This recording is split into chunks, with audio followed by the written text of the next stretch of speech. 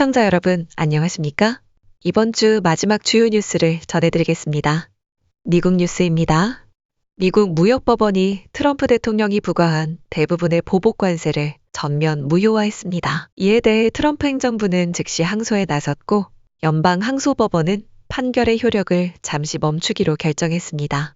행정부는 이번 판결이 대통령의 통상 권한을 심각하게 제한한다고 반발하며 필요할 경우 대법원에 긴급구제도 요청하겠다는 입장입니다. 문제가 된 관세는 국제비상경제권법을 근거로 부과됐지만 법원은 이 법이 대통령에게 무제한의 권한을 주지 않는다고 못 박았습니다. 이번 판결은 트럼프 대통령의 핵심 경제정책인 관세 중심의 무역 전략에 제동을 건 것으로 현재 진행 중인 무역 협상에도 영향을 미치고 있습니다. 원고 측은 관세로 인한 피해가 막심하다며 항소법원이 결국 정부 측 요청을 기각할 것으로 기대하고 있습니다. 다음 뉴스입니다. 미국이 지원하는 새로운 가자지구 휴전 제안이 공개됐습니다. 이번 계획은 하마스의 동의 직후 60일간의 휴전을 시작하고 인질과 수감자 대규모 교환을 포함하고 있습니다. 첫 주 내에 이스라엘 인질 28명이 석방되고 이에 상응해 무기징역을 선고받은 팔레스타인 수감자 125명과 사망자 유해 189가 송환될 예정입니다. 또한 하마스가 휴전에 공식 동의하는 즉시 가자지구에 대한 인도적 지원도 시작될 계획입니다. 이번 제안은 트럼프 행정부와 국제 중재자들이 주도하는 평화 구축 노력의 일환으로 지역 안정을 위한 첫걸음이 될 것으로 기대됩니다. 다만 깊게 뿌리내린 불신과 정치적 대립 속에서 실제 이행 여부는 여전히 불투명한 상황입니다. 다음 뉴스입니다. 텍사스주 의회가 공립학교 교실마다 10계명을 게시하도록 하는 법안을 최종 통과시켰습니다. 주 상원이 수요일 해당 법안에 최종 동의하면서 법안은 공화당 소속 에벗 주지사의 서명만을 남겨두게 됐습니다. 법안에 따르면 모든 초중 고교 교실에는 최소 40cm 크기의 내구성 있는 10계명 문구가 눈에 잘 띄는 곳에 부착돼야 합니다. 에벗 주지사는 앞서 이 법안을 내 책상 위로 보내달라. 내가 법으로 만들겠다고 밝힌 바 있어 조만간 서명이 이루어질 것으로 보입니다. 하지만 이 법은 루이지애나주 사례처럼 종교 자유와 정교 분리에 대한 헌법 논쟁을 불러올 가능성이 높아 연방 소송으로 이어질 전망입니다. 미 연방대법원은 1980년에 이미 학교 내 10계명 게시를 위헌으로 판단한 바 있어 이번 법안 역시 법적 시험대에 오를 것으로 보입니다. 다음 뉴스입니다. 미국 하원이 암호화폐 시장의 규제 체계를 마련하기 위한 새로운 법안을 공식 발의했습니다. 디지털 자산 시장 명확성 법안은 공화당 주도로 추진되며 상품선물거래위원회에 현물거래 시장에 주된 규제 권한을 부여하는 내용을 담고 있습니다.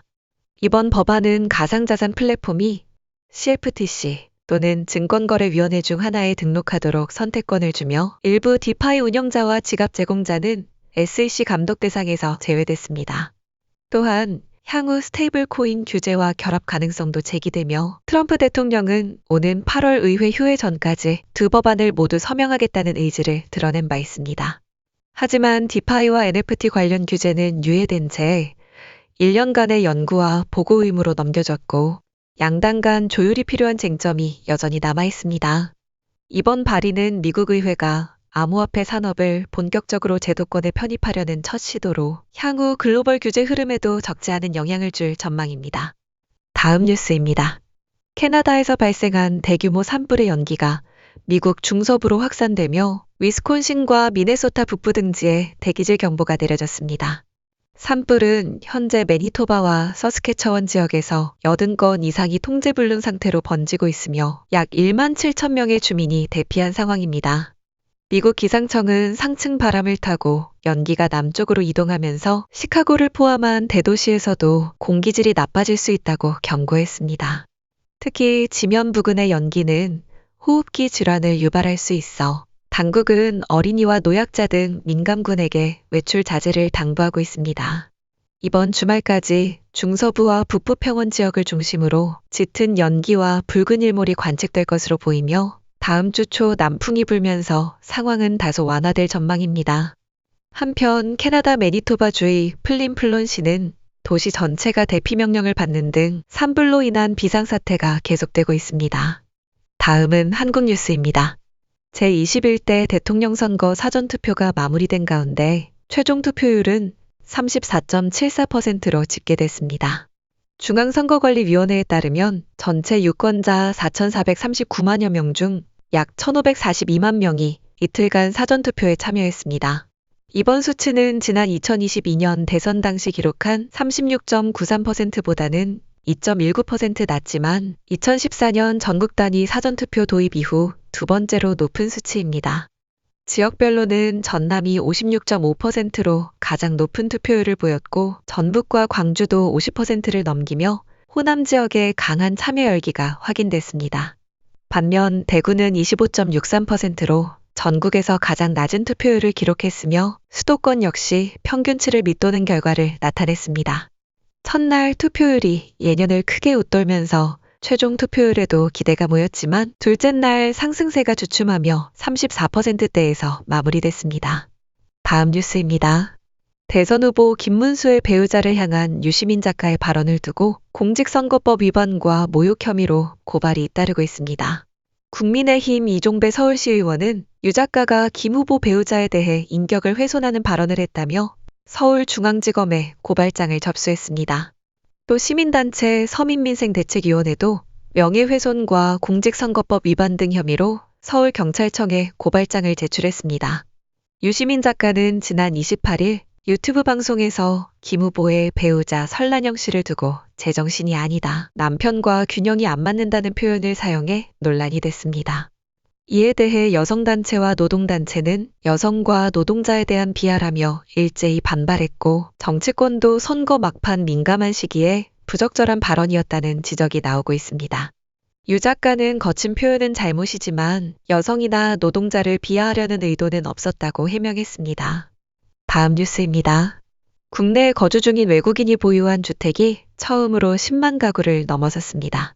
국토교통부에 따르면 지난해 말 기준 외국인 보유주택은 총 10만 216가구로 이 가운데 56%인 5만 6천여 가구가 중국인 소유로 나타났습니다. 최근 6개월 동안 외국인 보유주택은 5.4% 증가했으며 그 증가분의 68%를 중국인이 차지했습니다. 외국인 주택 보유는 수도권에 집중됐고 경기도가 3만 9천 가구로 가장 많았으며 서울과 인천이 뒤를 이었습니다. 한편 외국인이 보유한 국내 토지 면적은 2억 6천만 제곱미터를 넘어 전체 국토의 0.27%에 해당하며 이 중 절반 이상은 미국 국적자들이 소유하고 있습니다. 전반적으로 외국인 주택 토지 보유는 완만한 증가세를 보이는 가운데 중국인 중심의 주택 매입 비중이 지속적으로 확대되고 있는 점이 눈에 띕니다. 다음 뉴스입니다. 한국은행이 기준금리를 연 2.75%에서 2.5%로 0.25% 인하했습니다. 이창용 한은 총재는 29일 기자간담회에서 성장세가 예상보다 크게 둔화돼 향후 금리 인하 폭이 더 커질 수 있다고 밝혔습니다. 다만 향후 금리 경로에 대해선 구체적인 수치를 제시하지 않았으며 경제지표와 금융안정 리스크를 종합적으로 고려해 결정하겠다는 입장을 강조했습니다. 금통위원 6명 중 4명은 3개월 내 추가 인하 가능성에 무게를 뒀으며 가계부채와 수도권 부동산 자극 가능성도 중요한 판단 기준으로 언급됐습니다. 한은은 올해 경제성장률 전망치를 기존 1.5%에서 0.8%로 대폭 낮췄고 순수출의 성장 기여도는 사실상 0%로 가정하고 있다고 설명했습니다. 이 총재는 원화 기반 스테이블 코인에 대해선 은행 중심의 관리와 발행이 필요하다며 통화정책과 금융안정에 미치는 영향을 예의주시하겠다고 밝혔습니다. 이상으로 오늘의 뉴스를 마칩니다. 시청해주셔서 감사합니다.